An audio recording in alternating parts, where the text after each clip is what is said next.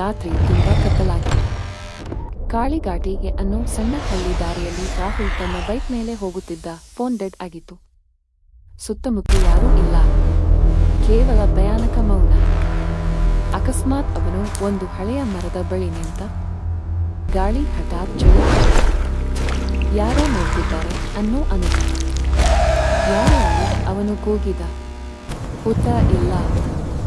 ಆದ್ರೆ check check check. ಯಾರೋ ನಿಧಾನವಾಗಿ ನಡೆದುಕೊಂಡು ಬರುತ್ತಿರುವ ಶಬ್ದ. ರಾಹುಲ್ ಹಿಂದಕ್ಕೆ ತಿರುಗಿ ನೋಡಿದ.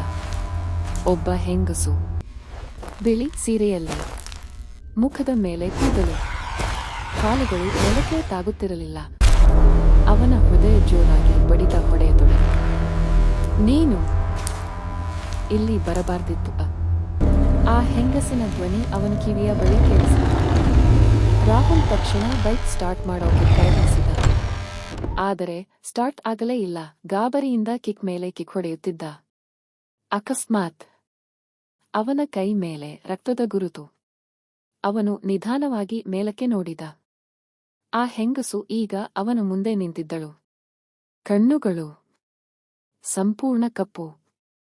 ಬಾಯಿ ನಿಧಾನವಾಗಿ ತೆರೆಯುತ್ತಿತ್ತು. ಮಾನವನ ಹಾಗಲ್ಲ, ಇನ್ನೇನೋ ಭಯಾನಕವಾದದ್ದರಂತೆ. ನೀನು ಹಿಂತಿರುಗಲು ಆಗಲ್ಲ.